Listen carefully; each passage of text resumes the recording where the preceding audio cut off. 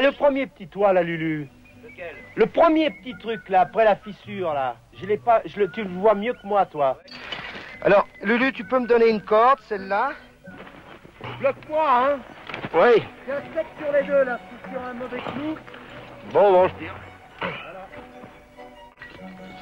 C'est les... Bon, ben là, il a l'air meilleur maintenant. Hein. Ça a l'air plus sain là, c'est rose.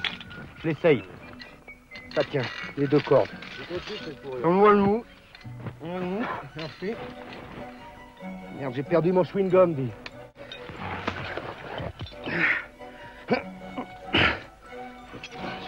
Moi le mou, Pierre. Le mou. Comment ça, on aurait dû bivouaquer dessous, c'était meilleur. Bivouaquer dessous, là, dans le surplomb, on était bien, on les tendait, mon... Oh, dis donc, t'as fait tomber un paquet de figues là-bas, oh là là là. Oh, merde. Il nous reste plus rien à becter. Les jeunes tiennent à cette évolution de la montagne et tiennent aussi à la compétition, tiennent à la performance. Or, nos anciens, nos brillants anciens, ont pratiquement fait de très grandes courses, et toutes les grandes courses. Aujourd'hui, les jeunes veulent faire plus difficile, ce qui augmente le coefficient de risque dans la montagne. Or, si vous voulez supprimer le risque dans la montagne, qu'est-ce qui restera de ce sport? Rien du tout.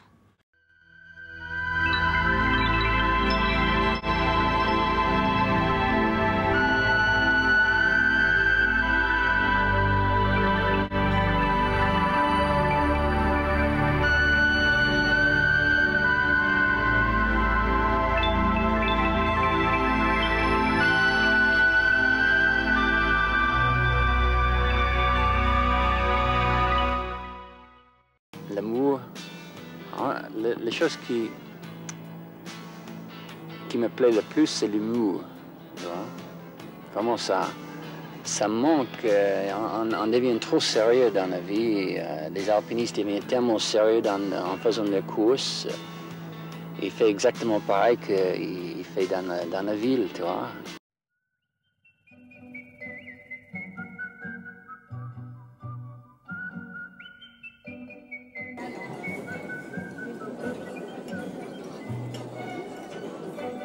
Tout le monde circulait dans le même moule. Je dis, c'était la gent grimpeuse, si on peut dire. C'était une ethnie à part.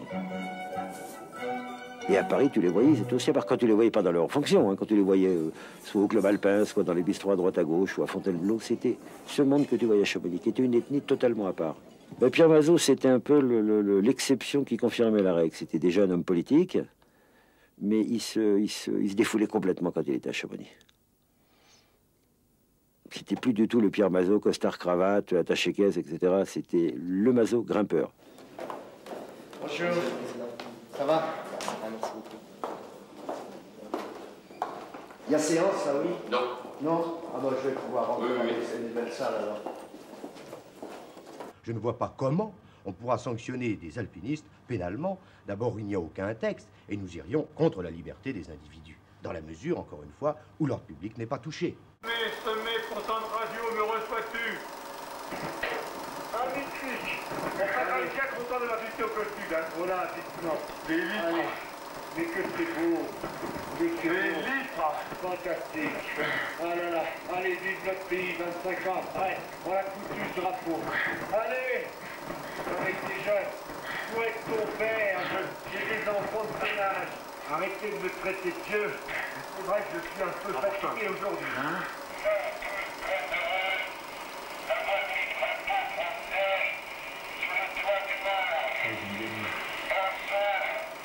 Après 25 ans, quel anniversaire! Enfin la France au sommet! Enfin notre Nicolas et notre Jean à mes côtés! Eh bien, je suis ému!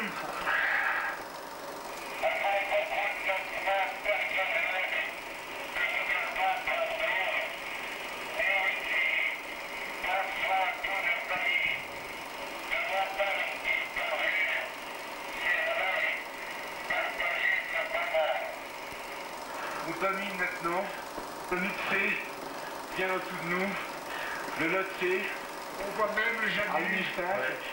Pierre me dit qu'on voit le Janus. Le Janus, ouais. On voit le Choyu, et on voit le Ganashiman, le Kosato, Et on va jusqu'aux Annapurna. Derrière nous, le Tibet, des centaines de kilomètres, ouais. et la Grande Chine sur des centaines de kilomètres. C'est fabuleux. On a une chance après toutes nos souffrances. Et on est vraiment très confortable. On a la chance d'avoir des conditions météo absolument exceptionnelles. Il ne fait pas froid, le soleil chauffe. Il y a un petit vent du nord, mais on est 2 mètres en contrebas de l'arête. On le sent à peine. Tu passes à quoi, connard?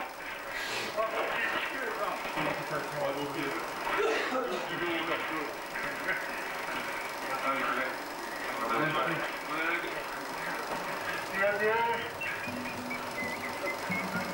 Tu vas bien, Benoît?